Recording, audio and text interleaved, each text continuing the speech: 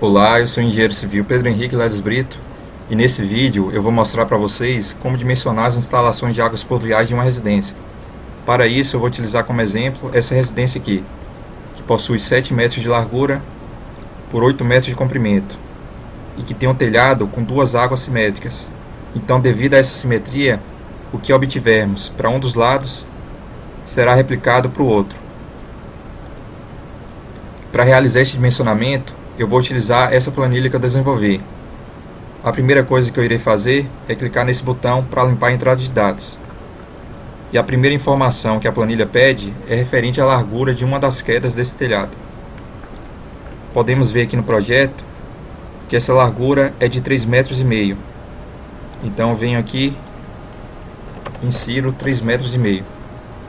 Em seguida, é preciso fornecer o comprimento desse telhado. Podemos ver aqui que esse comprimento é de 8 metros. Agora precisamos fornecer a altura desse telhado. Veja que no projeto está indicado que esse telhado possui uma inclinação de 10%. Isso significa que a cada 1 metro, esse telhado tem uma queda de 10 centímetros.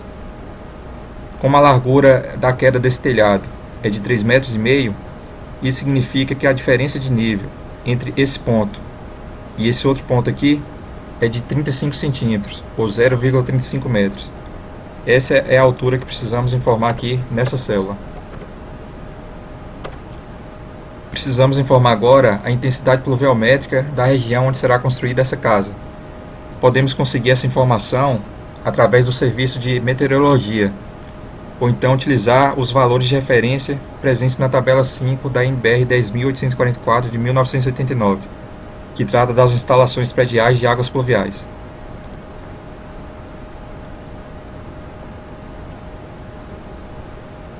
Veja que nessa tabela estão presentes as intensidades pluviométricas para várias cidades do Brasil, para um período de retorno de 1, 5 e 25 anos.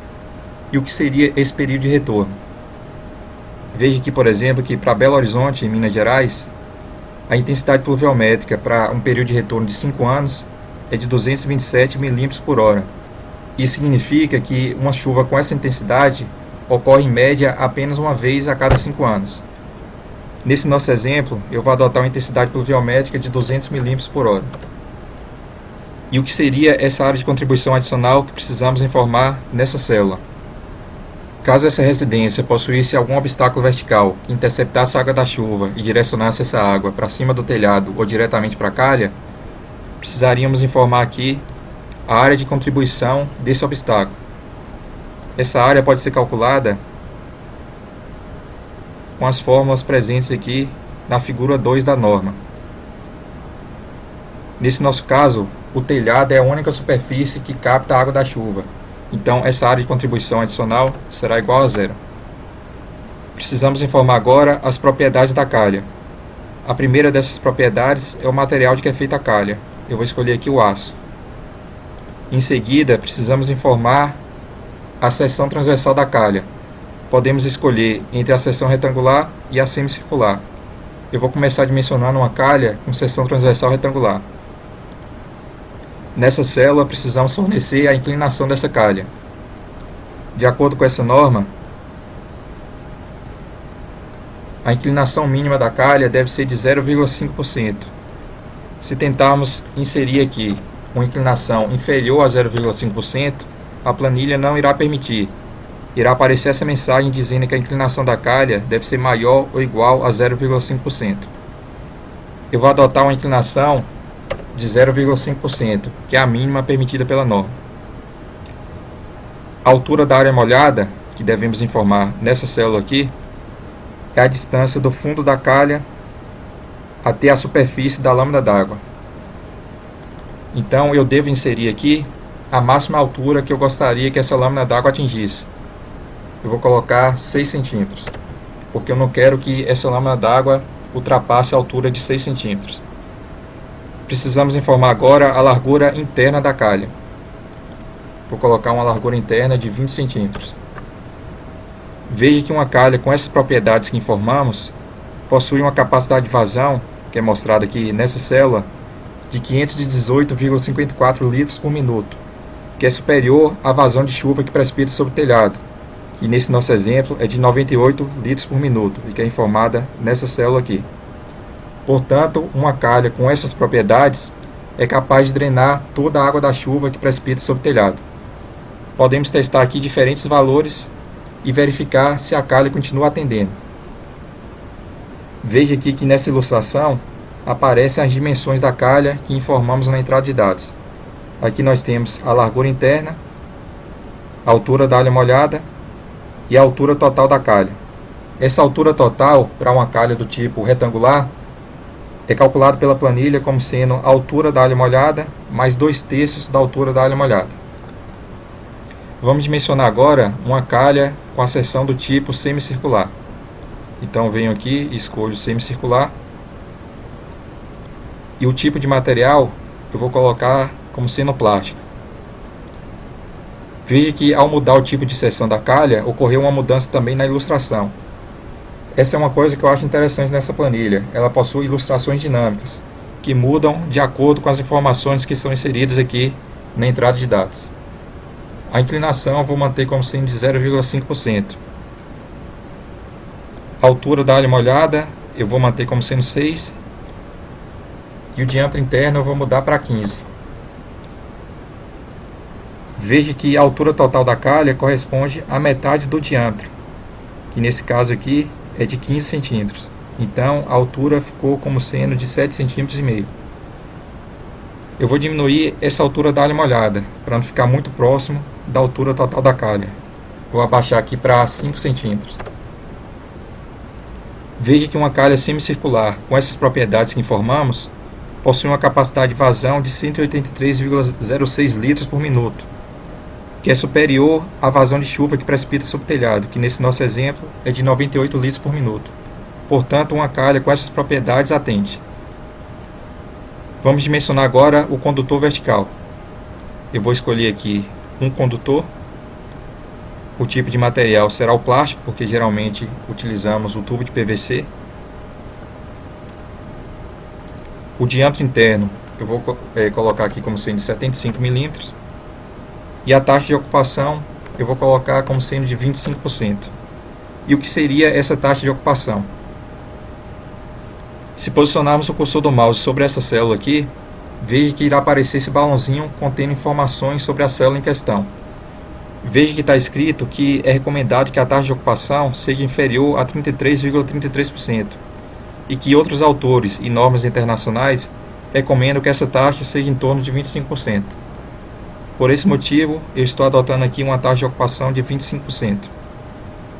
Veja que um condutor vertical com essas propriedades que informamos possui uma capacidade de vazão de 168,72 litros por minuto, que é superior à vazão de chuva que precipita sobre o telhado.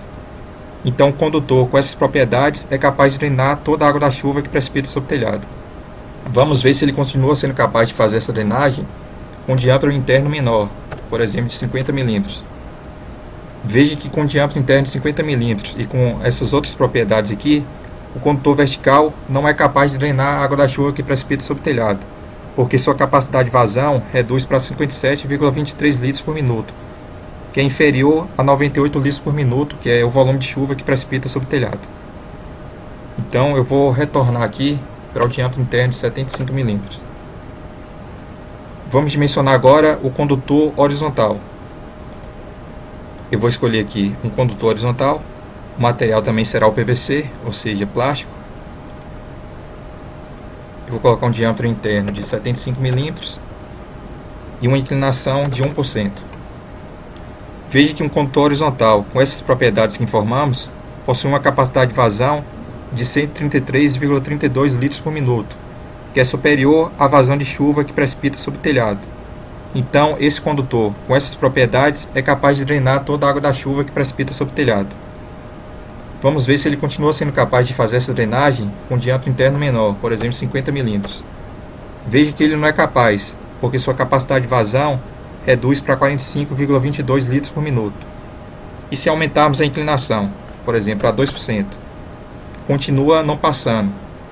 Então o que é que eu vou fazer? Eu vou voltar a inclinação para 1%. e vou colocar o diâmetro interno como sendo de 75 milímetros. Então veja que toda a nossa instalação de águas pluviais está dimensionada. Toda a água da chuva que precipita aqui sobre o telhado é direcionada por gravidade para a calha, da calha é drenada pelo condutor vertical até chegar na caixa coletora, e da caixa coletora é drenada para a rua através do condutor horizontal. Geralmente não nos preocupamos com o dimensionamento dessa caixa coletora, porque esse condutor horizontal é dimensionado para ter uma capacidade de vazão sempre superior à vazão de chuva que precipita sobre o telhado. Então toda a água da chuva que chega aqui nessa caixa é imediatamente drenada pelo condutor horizontal. Não ocorre o acúmulo de água aqui. Se quisermos imprimir o memorial de cálculo desse dimensionamento que fizemos, podemos clicar nesse botão. Fazendo isso, é gerado o PDF do memorial com passo a passo de todos os cálculos que foram realizados. Podemos consultar também o memorial nessa segunda aba da planilha.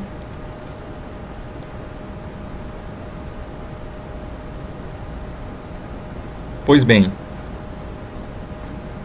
como eu disse no início do vídeo, o que obtivemos para esse lado aqui do telhado é válido para o outro, devido à simetria. Então veja que aqui nós temos o telhado, a água de chuva que precipita sobre aqui é direcionada para a calha, da calha, devido à inclinação que ela possui, essa água é direcionada para o condutor vertical, e do condutor vertical é direcionada aqui para a caixa coletora. E da caixa coletora, essa água é drenada para a rua através do condutor horizontal. Então era isso que eu tinha para mostrar para vocês nesse vídeo. Espero que vocês tenham gostado e que tenham entendido como é possível fazer o dimensionamento das instalações de águas pluviais de uma residência utilizando essa planilha aqui.